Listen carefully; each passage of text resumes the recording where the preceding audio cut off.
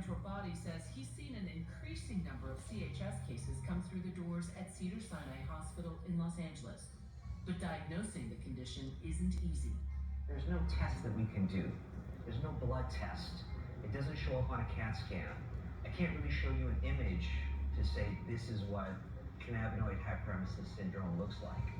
One Canadian study found that CHS-related ER visits there increased 13-fold over 7 years.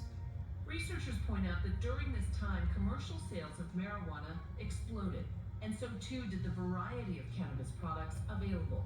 Dr. Torbati says more studies need to be done. We became more and more aware of this condition because more and more people are now using marijuana products. Marijuana products now have far more THC, which we believe is the main chemical compound responsible for this. In the U.S., cannabis samples seized by the DEA found that potency rose from 4% in the mid-90s to 12% 20 years later. And during that time, the ratio of THC to CBD increased from 14 to 80 times greater. For years, marijuana has been used both recreationally and medically to fight chronic pain and nausea. But for some, it's actually triggering the opposite effect, which is why, in part, CHS is often overlooked or misdiagnosed. I ended up in the hospital. I was there for 2.5 weeks, constantly vomiting. Erica Hagler first became sick in August of 2018. She was living just outside of Boston at the time, a city known for its top-notch medical care. How hard was it for you to get a diagnosis? They tested me for everything else underneath the sun, and I do mean everything, and they couldn't find a diagnosis. So Erica says she went home and did her own research. That's when she came across CHS on the internet.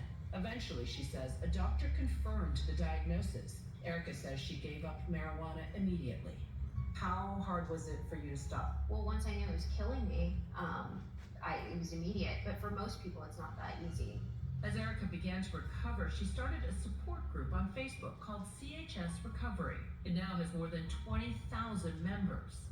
When I was on my deathbed in the hospital, I was sitting there praying to God, like, please just get me out of here, get me healthy. I swear that I will help other people. She's connected with people all over the world who are going through the same painful process. People are sharing their experiences.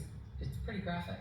Very graphic. I mean, it's not unusual to see all these graphic images. And so a lot of people suffer burns. Why is that? The burns come from hot showers.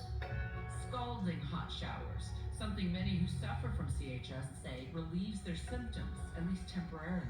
Some doctors believe this is because of what possibly triggers symptoms in CHS patients.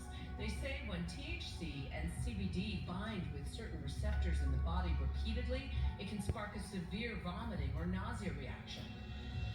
It's thought that applying scalding heat might trigger something in those same receptors that improves symptoms. What do you tell people who think this will never get better? It does get better. You just have to stay abstinent, take care of yourself. While there isn't a cure for CHS, doctors say patients need to give up marijuana to start feeling better. Patients will say, well, I stopped for 2 weeks and I didn't get better, so it must not be this condition that you're labeling me with. And we educate and say, really, you're gonna need to stop for months. Regina says her son Brian agreed to give up marijuana for 45 days. But when the symptoms didn't let up, he got frustrated and started smoking again. That was upsetting, I'm sure. Yeah, I thought maybe there was something else wrong. But Brian would ultimately succumb to complications of CHS just 6 months after his diagnosis on that fateful fall day. I called his doctor and I told his doctor, I feel like I'm slowly watching my son die. She said that she would call in a prescription for nausea medicine and that the other thing she could tell me is send him to rehab. So I told Brian, you have to quit or I'm gonna have to do this because I cannot watch you die. He says, Mom, I can't do this anymore, I'm gonna quit.